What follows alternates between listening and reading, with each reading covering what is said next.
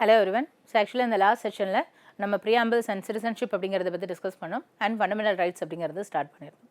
So இந்த fundamental rights அப்படிங்கறதுல first right to equality அப்படிங்கறத பத்தி பார்க்கலாம். So right to equality அப்படிங்கறதுல article 14 to 18 அப்படிங்கறது வரைக்கும் இருக்கு. 14 15 16 17 18. So இந்த article 14 அப்படிங்கறதுல சட்டத்தின் முன் அனைவரும் சமம், equality before law and சட்டம் அனைவரையும் சமமாக பாவிக்கிறது அப்படிங்கிறது, அதாவது equal protection of the law. So there is a concept call equity equality அப்படிங்கிறத பற்றி பார்த்தோம். ரெண்டும் two different concept.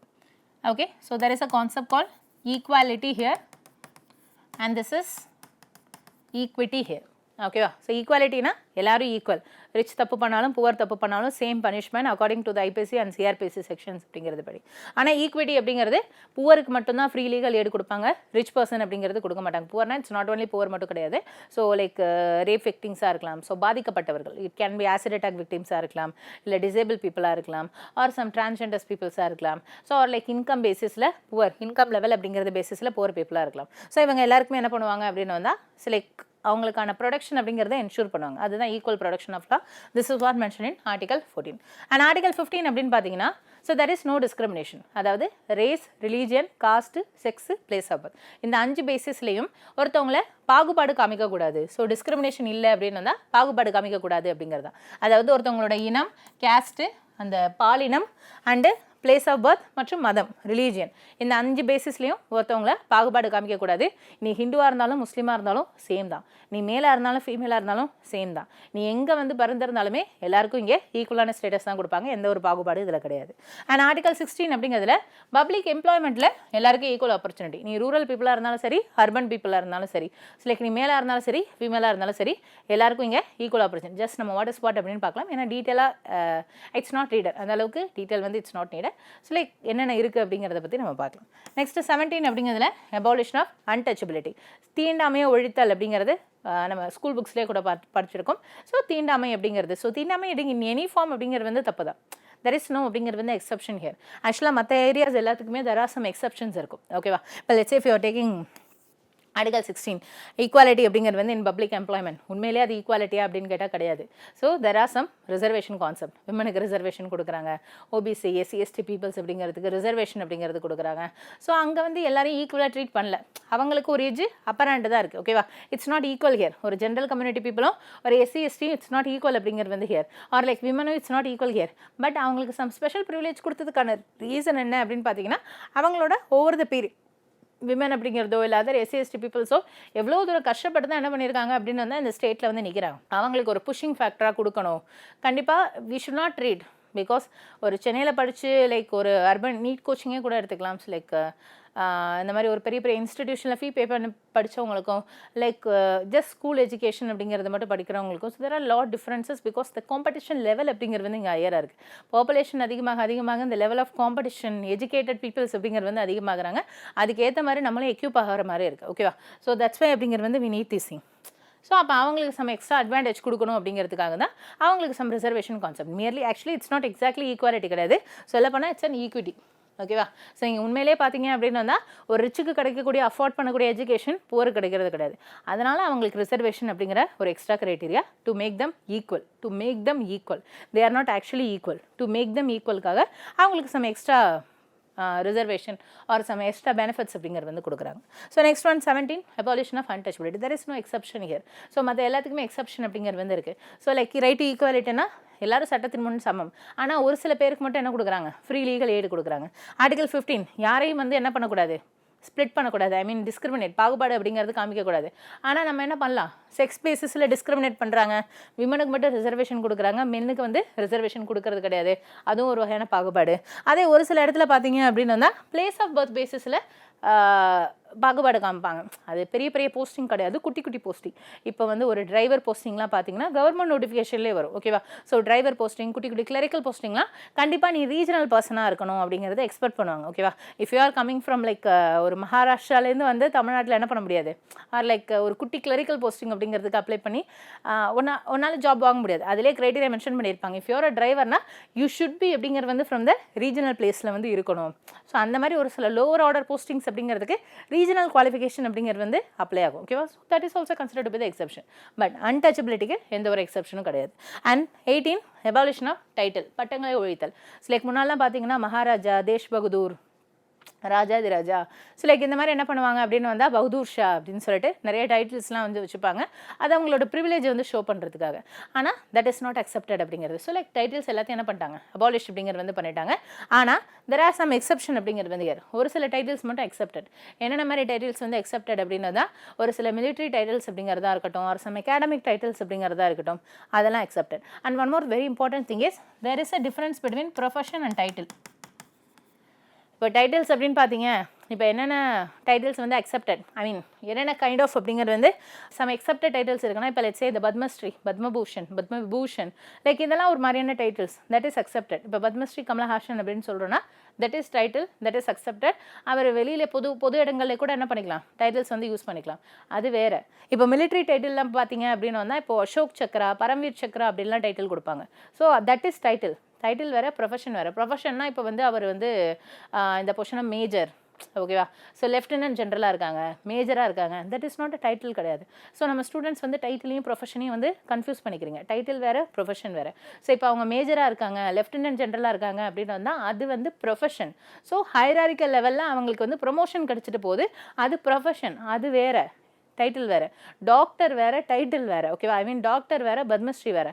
Doctor, IAS officer, engineer, இதெல்லாம் நீங்கள் படித்து வாங்கக்கூடிய ப்ரொஃபஷன். ஓகேவா? அது வேறு, டைட்டில் வேறு. டைட்டில்ங்கிறது பத்மஸ்ரீ, பத்மபூஷன், ஒரு குரூப் ஆஃப் பீப்புள் உங்களால் வந்து பெனிஃபிட் வந்து அனுபவிச்சிருக்காங்க. ஐ மீன் உங்களை ஒரு பெரிய குரூப் ஆஃப் பீப்புளுக்கோ சொசைட்டிக்கோ நீங்கள் ஏதோ ஒரு பெரிய ஹெல்ப் பண்ணியிருக்கீங்க, காப்பாற்றிருக்கீங்கன்னா உங்களுக்கு என்ன பண்ணுவாங்க, டைட்டில் அப்படிங்கிறது கொடுப்பாங்க. ஓகேவா? உங்களை பெருமிதம் செய்யக்கூடிய வகையில் வந்து அவங்கள பாராட்டக்கூடிய வகையில் என்ன பண்ணுவாங்க அப்படின்னு வந்து டைட்டில் கொடுப்பாங்க. டைட்டில் வேறு, நீங்கள் படித்து வாங்கின ப்ரொஃபஷன் அப்படிங்கிறது வேறு. IAS, IPS are like some other, these are all profession.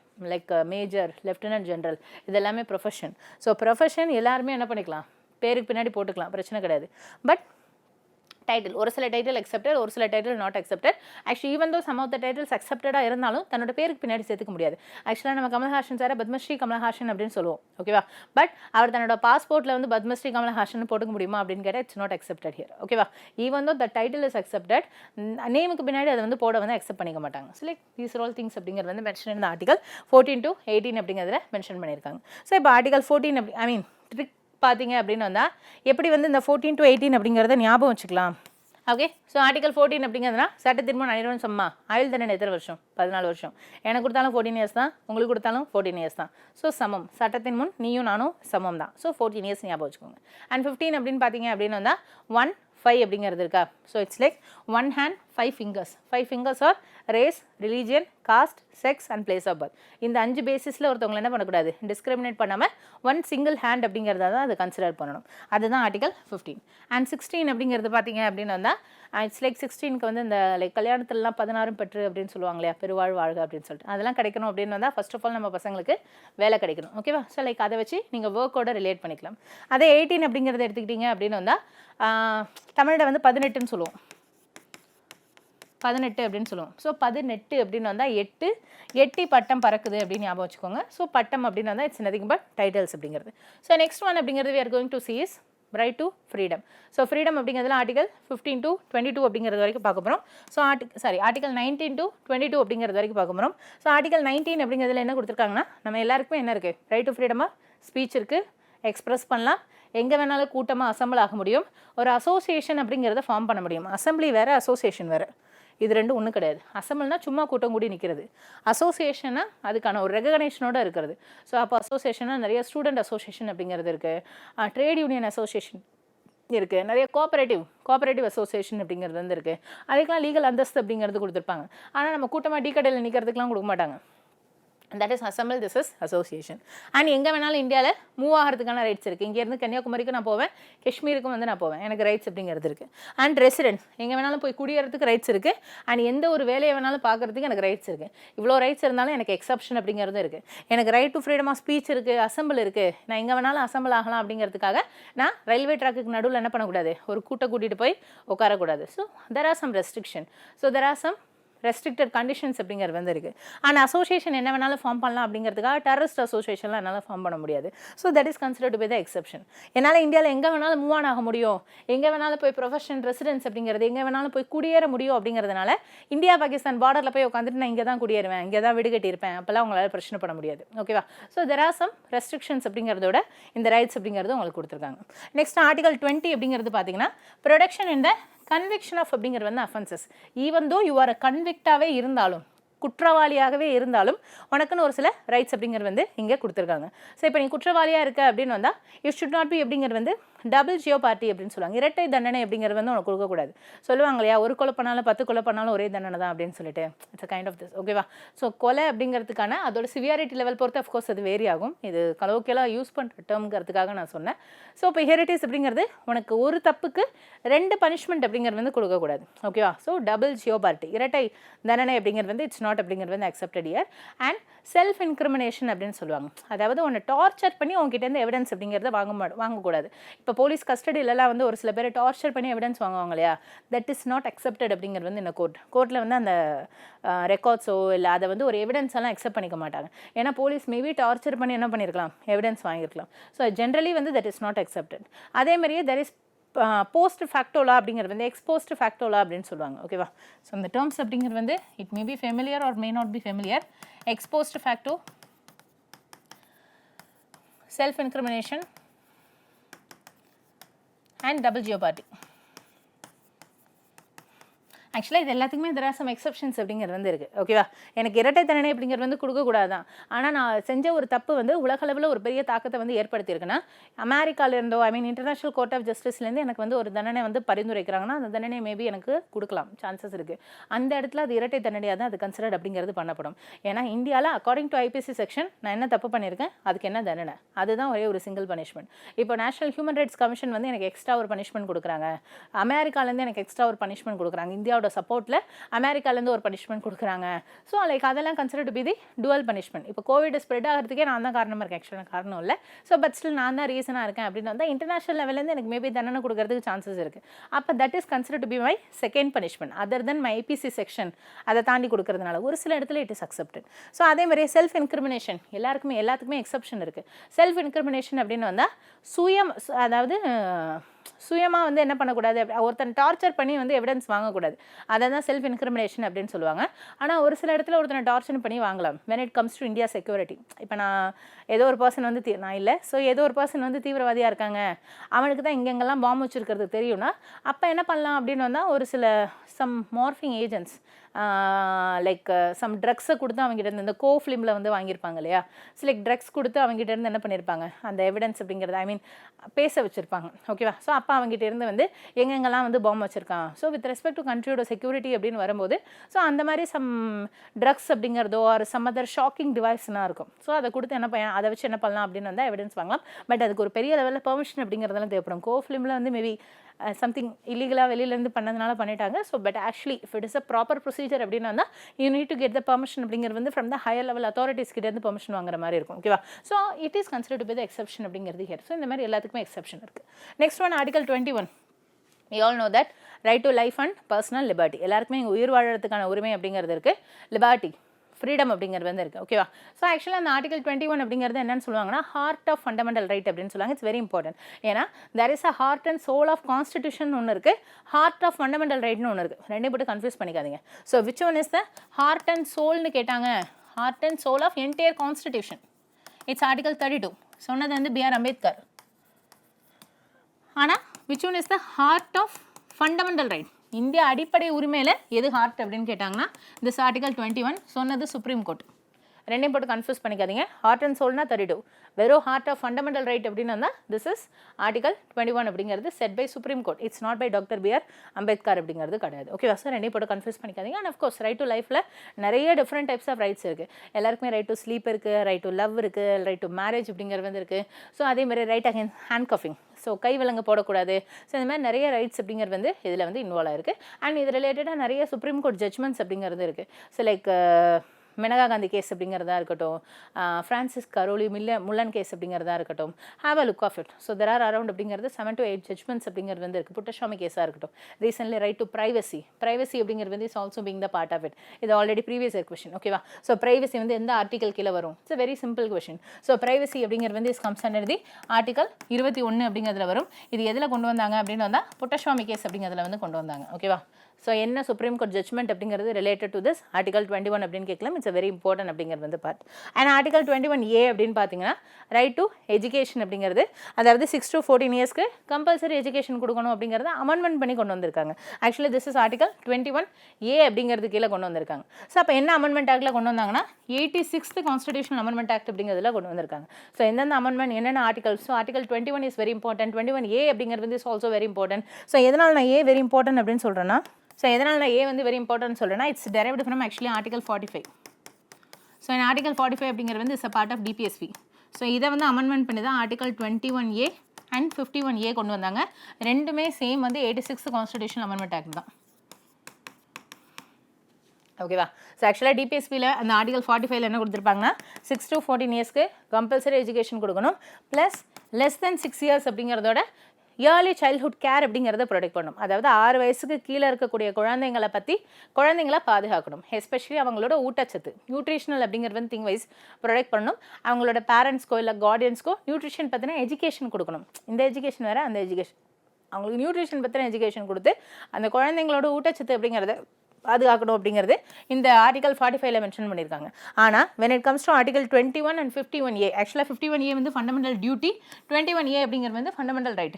51Aல 11 duty இருக்குது. 11வது டியூட்டியாக தான் எது கொடுத்துருப்பாங்கன்னா இந்த 6 to 14 இயர்ஸ்க்கு கம்பல்சரி எஜுகேஷன். ஆக்சுவலாக 45ல மட்டும் தான் 6 to 14 less than 6 ரெண்டுமே இருக்கும். ஆனால் when it comes to 21A and 51A அப்படின்னு வரும்போது இதில் only 6 to 14 years and here also 6 to 14 years அப்படிங்கிறது மட்டும்தான் இருக்கும், லெஸ் தென் 6 இருக்காது. கன்ஃபியூஸ் ஆகிடாதீங்க. ரெண்டுமே ஆனால் mat under the 86th constitutional amendment act அப்படிங்கிறதுல தான் கொண்டு வந்தாங்க. அந்த last one is article 22. So arrest and preventive detention. ஓகேவா? ஸோ ஈவன் தோ உன்னை அரெஸ்ட் பண்ணாலுமே உனக்குன்னு வந்து என்ன இருக்குது அப்படின்னு வந்தால் ஒரு சில சர்டன் ரைட்ஸ் அப்படிங்கிறது வந்து இருக்குது. இப்போ லெட்ஸே கேள்விப்பட்டிருப்பீங்க, சப்போஸ் ஒரு பர்சன் அரெஸ்ட் பண்ணுறாங்கனாலே அவன் குற்றவாளி அப்படிங்கிறதுலாம் கிடையாது. ஒரு பர்சன் அப்படிங்கிறது தப்பு பண்ணியிருக்காங்கிற ஒரு சின்ன எவிடன்ஸ் கிடச்சிருக்கலாம். ஆக்சுவலாக டிடென்ஷன்லேயே 2 டைப் ஆஃப் அப்படிங்கிறது டிடென்ஷன் இருக்குது. அதாவது காவல்லையே 2 டைப் ஆஃப் காவல் இருக்குது. தடுப்பு காவல், தடை காவல் அப்படின்னு சொல்லுவாங்க. 2 காவல் இருக்குது. புனிட்டிவ்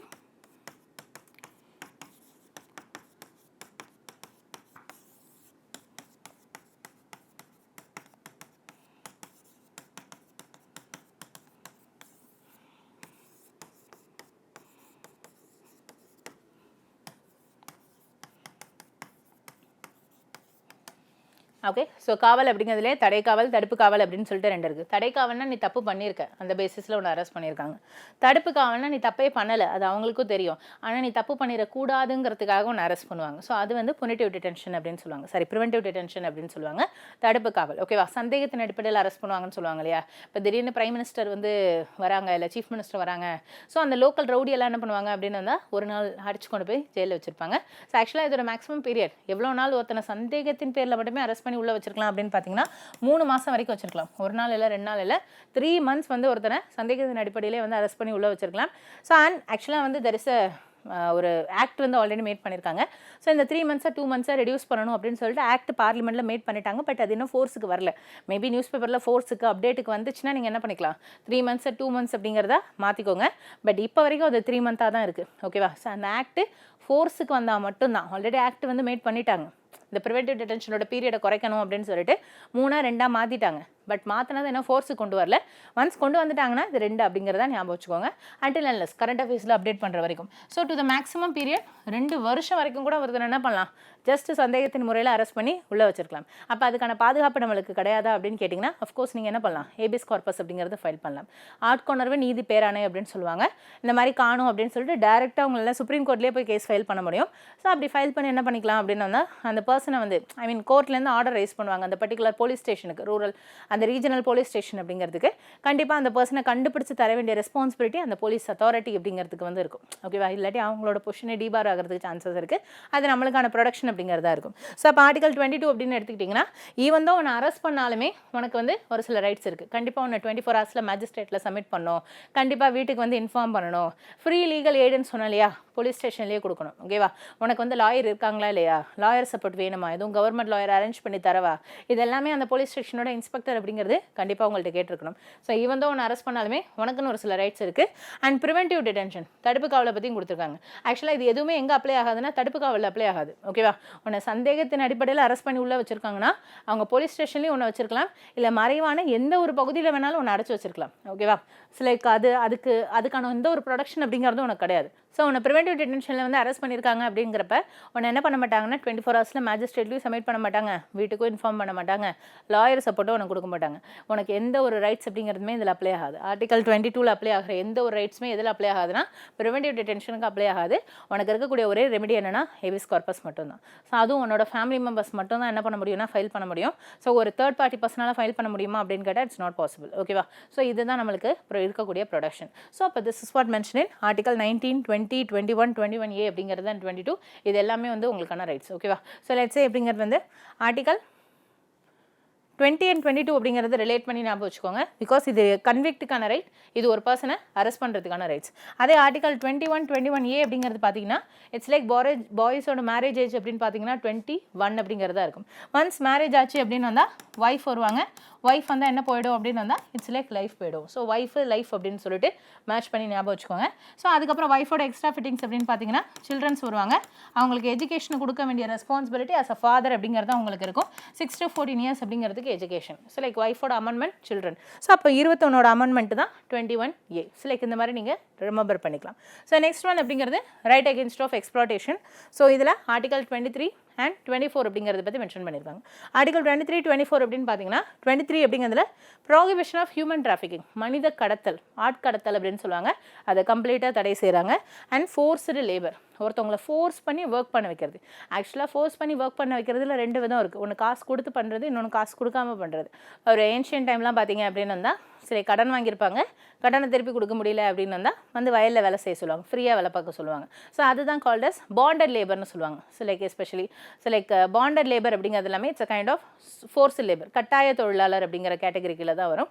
இட்ஸ் நாட் ஒன்லி காசு கொடுக்காம வேலை செய்கிறது மட்டும் கிடையாது, காசு கொடுத்து வேலை செய்ய சொன்னாலும். இப்போ லெட்ஸே ஒரு ஐடி கம்பெனியில் வேலை பார்க்குறீங்க, மந்த்லி உங்களுக்கு ஒரு 1 lakh சேலரி, ஆனால் அவங்கள தூங்கவே விட மாட்டான், இந்த ப்ராஜெக்ட்டை முடிச்சு கொடுத்தே ஆகணும் அப்படின்னு சொல்லிட்டு டே அண்ட் நைட் ஒர்க் வாங்குறாங்க அப்படின்னு வந்தால் that is also considered with force labour தான். ஓகேவா?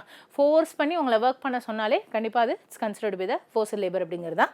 So that is what mention in article 23. It's like 2, 3 2 பேர் லைக் 3 பேரை பிடிச்சி எடுத்துகிட்டு போகிறாங்க சார், 2 பேரை 3 பேர் ஃபோர்ஸ் பண்ணி எடுத்துகிட்டு போகிறாங்க, அந்த மாதிரி ஞாபகம் வச்சுக்கோங்க.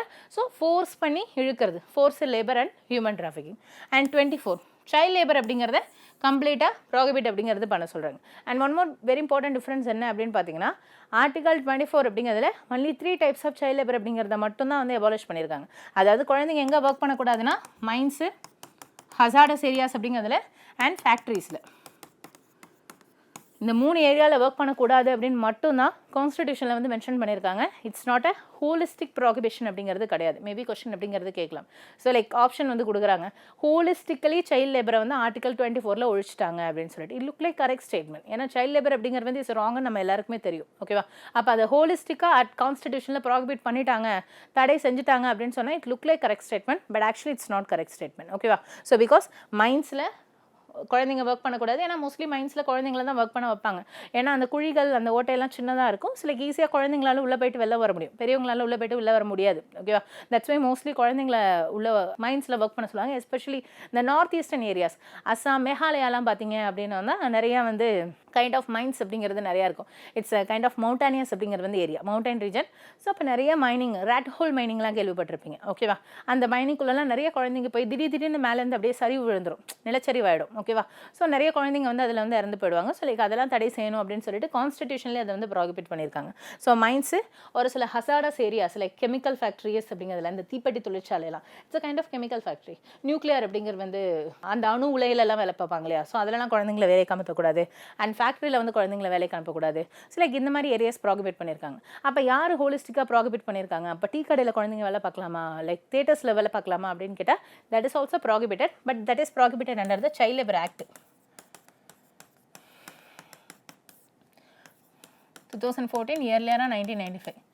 ஓகேவா? ஸோ சைல்ட் லேபர் ஆக்டில் வந்து என்ன பண்ணியிருக்காங்கன்னா ஹோலிஸ்டிக்காக ப்ராகிபிட் பண்ணியிருக்காங்க. ஸோ ஹோலிஸ்டிக்காக சைல்ட் லேபரை ப்ராகிபிட் பண்ணது பார்லிமெண்ட் தான், கான்ஸ்டிடியூஷன் கிடையாது. கான்ஸ்டிடியூஷனில் நேரோவாக தான் என்ன பண்ணியிருக்காங்க, ப்ராகிபிட் பண்ணியிருக்காங்க. ஹோலிஸ்டிக்காக ப்ராகிபிட் பண்ணது வந்து யார்? பார்லிமெண்ட். பாராளுமன்ற சட்டத்தில் தான் அதை வந்து ஹோலிஸ்டிக்காக வந்து ப்ராகிபிட் பண்ணியிருக்காங்க. ஈஸியாக அப்படின்னு ஞாபகம் வச்சுக்கோங்கன்னா 24 மணி நேரமும் குழந்தைய வேலை வாங்கக்கூடாது அப்படிங்கிற மாதிரி ஞாபகம் வச்சுக்கோங்க. ஸோ 24 அப்படிங்கிறது ஹார்ஸும் வேலை வாங்கக்கூடாது. ஸோ இதான் 23, 24. So next one right to freedom of religion. Okay, so next one is right to freedom of religion அப்படிங்கிறத பற்றி பார்க்கலாம். ஸோ ஆர்டிகல் 25 to 28 அப்படிங்கிறதுல மென்ஷன் பண்ணியிருக்காங்க. ஸோ அப்போ ஆர்டிகல் 25 அப்படிங்கிறதுல என்ன சொல்லியிருக்காங்கன்னா நம்ம எல்லாருக்குமே கன்சென்ஸ், மனசுக்கு பிடிச்ச ஒரு தெய்வத்தை வணங்குறதுக்கான ரைட்ஸ் இருக்குது. ப்ரொஃபஸ், ஆக்சுவலாக இதில் மென்ஷன் பண்ணல, profess, practice and also propagate the religion. So அப்போ நம்ம எல்லாருக்குமே என்ன ரைட்ஸ் இருக்குன்னா மனசுக்கு பிடிச்ச ஒரு தெய்வத்தை வணங்குறதுக்கு ரைட்ஸ் இருக்குது. ப்ரொஃபஸ்னால் அதை வெளிப்படுத்துக்கான ரைட்ஸ், பட்டை போடுறது, ராம போடுறது, தர்பன் வச்சுக்கிறது, தாடி வச்சுக்கிறது, மீசை வச்சுக்கிறது, முஸ்டாச் வச்சுக்கிறது, அது எல்லாத்துக்குமே நம்மளுக்கு ரைட்ஸ் அப்படிங்கிறது இருக்குது. அண்ட் ப்ராக்டிஸ், அதை ஃபாலோ பண்ணுறதுக்கு ரைட்ஸ் இருக்குது. ப்ராபகேட், அதை பரப்புறதுக்கும் ரைட்ஸ் இருக்குது. பரப்புறதுக்கு ரைட்ஸ் இருக்கா? எஸ் இருக்குது. ஆனால் நீங்கள் ஃபோர்ஸ் பண்ணி தான் என்ன பண்ணக்கூடாது, பரப்பக்கூடாதே தவிர நீ கண்டிப்பாக கன்வெர்ட் ஆகி தான் ஆகணும் அப்படின்ட்டு தான் பரப்பக்கூடாதே தவிர ஜென்ரலாக ப்ராபகேட் பண்ணலாமே. இப்போ முஸ்லீம்ஸோ கிறிஸ்டின்ஸோ ஆர் ஹிந்துஸோ வந்து எங்கள் ரிலீஜன் வந்து இவ்வளோ பெனிஃபிட்ஸ் இருக்குது அப்படிங்கிறத எடுத்து சொல்லலாமான்னு கேட்டால் சொல்லலாம். ஆனால் நீ மாறி தான் ஆகணும்னு சொல்லிட்டு உன்னை ஃபோர்ஸ் பண்ணி தான் கன்வெர்ட் பண்ணக்கூடாது. That is illegal. ஓகேவா? தட் இஸ் கைண்ட் ஆஃப் அப்படிங்கிறது இல்லீகல். ஆனால் ஜென்ரலாக ப்ராபகேட் பண்ணலாமான்னு கேட்டால் it's accepted under the article 25. And 26ல் freedom to manage religious affairs. So அப்போ திடீர்னு ஒரு டெம்பிள் அப்படிங்கிறத எஸ்டாப்ளிஷ் பண்ணி உங்களால் அந்த ரிலீஜியஸ் மேட்டர்ஸை வந்து பார்த்துக்கிற ரைட்ஸ் இருக்கா அப்படின்னு கேட்டால் அஃப்கோர்ஸ் இருக்குது. இந்தியாவில் ப்ரைவேட்டாக டெம்பிள்ஸ் எஸ்டாப்ளிஷ் பண்ண முடியுமா அப்படின்னு கேட்டால் பண்ண முடியும். அண்ட் அந்த ப்ரைவேட்டாக எஸ்டாப்ளிஷ் பண்ண டெம்பிள்ஸில் ஒரு சில கம்யூனிட்டி உள்ள வரக்கூடாதுன்னு சொல்கிறதுக்கான ரைட்ஸ் உங்களுக்கு இருக்கா அப்படின்னு கேட்டால் இருக்கா? ஆக்சுவலாக இருக்குது. ஓகேவா? இப்போ நிறையா வந்து இந்த சிட்டி சைட்லாம் பார்த்தீங்கன்னா அப்பார்ட்மெண்ட்குள்ளேயே டெம்பிள் கட்டுவாங்க. அந்த டெம்பிள்குள்ளே யார் மட்டும் தான் அக்சஸ் பண்ண முடியும்? ஒன்லி தட் அப்பார்ட்மெண்ட் பீப்புள்ஸ் மட்டும் தான் வந்து அக்சஸ் பண்ண முடியும். வெளியில் இருக்கக்கூடிய அவுட் சைட் பர்சன் வந்து அலோவ் பண்ண மாட்டாங்க. வாட்ச்மேன் உள்ளே விட மாட்டான். ஓகேவா? So that is legal, that is accepted. இந்த மாதிரியான ஆப்ஷன்ஸ் வந்து மே look like wrong, but actually it's correct option. ஓகேவா? இந்த மாதிரி ஆப்ஷன்ஸ்லாம் கேட்கறதுக்கு நிறைய சான்ஸ் இருக்குது. ஆக்சுவலாக ஒரு ஆப்ஷன் பார்த்தீங்க அப்படின்னு வந்தால் இட் லுக் வெரி எக்ஸ்ட்ரீம், தப்பாக எல்லாருக்குமே தோணும் இது தப்புன்ட்டு. ஆனால் அது ரைட்டாக இருக்கிறதுக்கு நிறைய பாசிபிலிட்டிஸ் அப்படிங்கிறது வந்து இருக்குது. ஓகேவா? ஸோ இது எல்லாமே உங்களை கன்ஃபியூஸ் பண்ணுறதுக்கான ஆப்ஷன்ஸ். டைம் டேக்கிங் அப்படிங்கிறது வந்து ஆப்ஷன். இந்த கொஸ்டினில் நிறைய டைம் ஸ்பெண்ட் பண்ணிட்டீங்க அப்படின்னு வந்தால் அடுத்த கொஸ்டின் அட்டன் பண்ண மாட்டீங்க. ஆக்சுவலாக எக்ஸாமினரோட மோட்டிவ் வந்து உங்களை எப்படியாவது ஃபெயில் ஆகணுங்கிறதா. So you sit like examiner and think like that. So you can easily crack the exam. Okay, so next one article 27 அப்படிங்கிறதுல no tax for propagation of religion. So ஜென்ரலாக ரிலீஜனை பரப்புறதுக்குன்னு சொல்லி எந்த ஒரு டேக்ஸும் கவர்மெண்ட்லேருந்து வாங்கக்கூடாது. ஏன்னா இந்தியா அப்படிங்கிறது இஸ் அ செகுலரிஸ்டிக் கண்ட்ரி. நான் ஆல்ரெடி சொன்ன மாதிரி மதச்சார்பின்மையற்ற நாடு. இங்கே எந்த ஒரு ஸ்டேட் ஸ்பான்சர் ரிலீஜனும் கிடையாது. It's India, multi religious peoples அப்படிங்கிறது வந்து இருக்கக்கூடிய ஒரு இந்தியா அப்படிங்கிறது. ஸோ ஆனால் இதில் என்ன பண்ணக்கூடாது? ஸோ இங்கே எல்லா டிஃப்ரெண்ட் கைண்ட் ஆஃப் பீப்புள்ஸ் இருக்காங்க. There is no state sponsor religion இங்கே கிடையாது. இப்போ தமிழ்நாடு இருக்குது அப்படின்னு வந்து எல்லா ரிலீஜனுமே நம்ம அக்செப்ட் பண்ணிப்போம். இட்ஸ் நாட் ஹிந்து ஸ்டேட் அப்படின்னு சொல்ல முடியாது. ஸோ தமிழ்நாடு ஹிந்து ஸ்டேட்டு, கேரளா முஸ்லீம் ஸ்டேட்டு, கிறிஸ்டின் ஸ்டேட் அப்படின்னு சொல்லிட்டு நம்மளால் சொல்ல முடியாது. ஸோ லைக் மல்டி ரிலீஜியஸ் அப்படிங்கிறது வந்து இட்ஸ் அக்செப்டட் அப்படிங்கிறது ஹியர். ஓகேவா? So this is what mention in article 27. So அதுக்காக நம்ம டேக்ஸ் கொடுக்கணும் அப்படின்ற அவசியம் அப்படிங்கிறது கிடையாது. ஓகேவா? அந்த லாஸ்ட் ஒன் ஆர்டிகல் 28 அப்படிங்கிறது so freedom to follow religious instruction in educational institution. So ஒரு எஜுகேஷனல் இன்ஸ்டிடியூஷனில் வந்து லைக் இன் ஸ்கூல்ஸ் அப்படிங்கிறதுல ஹிந்து ஸ்கூல்ஸ்லாம் லைக் ஸ்லோகம்ஸ் அப்படிங்கிறது வந்து சொல்லுவாங்க. Okay so let us wind up பண்ணிக்கலாம். ஸோ இதோட கண்டினியூவேஷன் டாபிக்ஸ் வந்து நம்ம அப்கமிங் செஷன்ஸ் அப்படிங்கிறதெல்லாம் பார்க்கலாம். Thank you to all.